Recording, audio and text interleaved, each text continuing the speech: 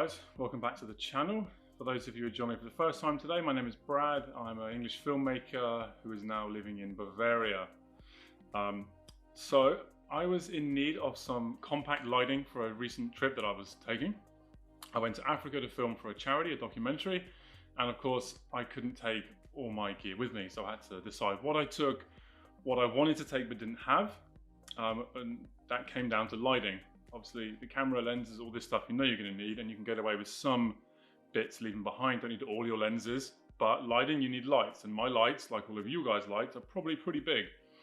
You know, I got a few smaller battery powered lights, but these aren't going to cut it for doing a full-on interview setup, or especially kind of a key light if you're outside or in daylight in a lit room to give some extra light on the face. So as I was doing this project for a charity, I was doing it as an unpaid project. I wrote to some companies and asked if they would help me with some lighting that I needed for the trip.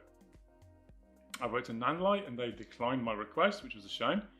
But I did find a local shop in Germany called Kaiser Phototechnik. So big shout out to these guys for supplying me with 2 of these NANLITE LUMIPAD 25s, which is what I'm doing the review on today, as well as 2 Pavo tubes, the small ones, the 30 centimeters, the 6C, I think it's called, 6C Mark II.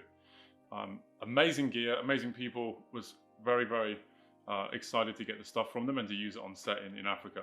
But today we're talking about these and how brilliant these are and how amazing they are, and how I very rarely use my big softboxes anymore because of how good these things are. One of my concerns about being in Africa was the location of where I was going to. South Liberia has very limited mains electricity. Read that as pretty much none. So charging gear was always going to be a problem, and powering any kind of lights was also going to be a problem. So I wanted definitely a light that could be battery powered. So that's for me the main reason these were the winner. It's because they take NPFs. They just go in here. 1. You do need to run 2. 2. There's a switch on the back. Color variants from 3200 to 5600, and dimmable throughout that entire range as well. So I'm actually lighting this entire scene with one of these, which is right here. And what's amazing with them is their ability to cast no shadow. It's such a soft, flat light from a single light source, from a compact light source. Okay, it's big this way, but it's very, very small this way. So in a suitcase, I had 2 of these with me. They take up as much space as like 2 t-shirts. Really, really good. They also have amazing little battery level indicators on the back, and the NPFs lock in until you press the release button to take them out. Simple, but good. And I don't know how they work, but no matter how close you get and how bright you have this, with different apertures on my lens, I tried to bring the exposure right down and see if I could see some individual flickering with a higher shutter speed. You can't see a single LED in here. I really don't understand how it works. It's just like magic. Normally I'm not a fan of panel lights because you get these multiple LEDs and they can cast multiple small shadows from a single object, which can leave little lines on a face because one LED is going to be closer than the other one. I find these they give a very, very, very flat light. Don't want to blind you too much. No matter how low you have it, there is no visible LEDs inside, even on its dimmest setting. Normally that's when you see them through the diffuser. Off, there's nothing. And they go very, very, very bright. And of course they have a DC, they are also supplied with and have the capability to run from DC.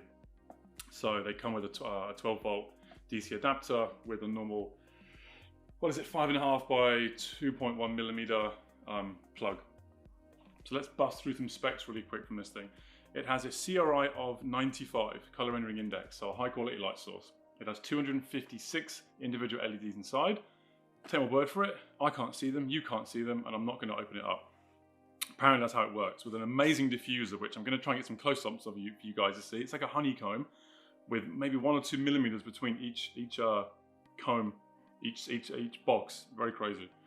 It has a lux of 930 at a 1 meter distance, so plenty bright enough for most use cases. and it is 25 by 24 by 2.2 centimeters. I think the 2.2 centimeters is maybe not including the dials on the back. This was the only sort of problem for me a little bit, was when you put them back to back or like this, these knobbles stick out a little bit for a very compact case that I was trying to fit them inside of. But having said that, I would rather have them as physical dials than buttons where you have to, like, you know, the back of most LED lights, like the Pavo tubes, you press a button to go through to the color, to the saturation, then you go down, down, down, down, down, down, down, up, up, up, up, up. This, you just like whoop, whoop, whoop. So easy, so quick to spin these things around. So now I'm going to run through a few shots that I've used with this light. They're all from this trip in Africa, because this is the first place I got it, and I only got back a couple of weeks ago, and it's the last place I used it. So I've only used these on this trip, but I use them a lot, almost every single day. Battery life is also phenomenal. Before I overlooked the battery, I never measured it because I was using them in a real life situation. But on maybe 80% power, you always get much longer duration. You sacrifice a little bit in lux, but they last almost twice as long when you have them on 70 or 80%, like most LED lights. I've left them on for 3, 4, 5 hours, and they've been on like this bright. This one now is set to maybe 60%. Again, there's no scale on the back, so you don't really know, you know, there's no information, there's no, you have a, obviously it says here 3200 to 5600, but there's no, you don't know where it is. If you're matching it with another light, it would maybe be nice if it had, maybe not steps, because I like the stepless idea of it, but that had markings that were lined up with specific white balance values, and it doesn't. But you can do it by sight, you can do it with a grey card. Most cases, if one's a tiny warmer than the other, it doesn't really gonna matter.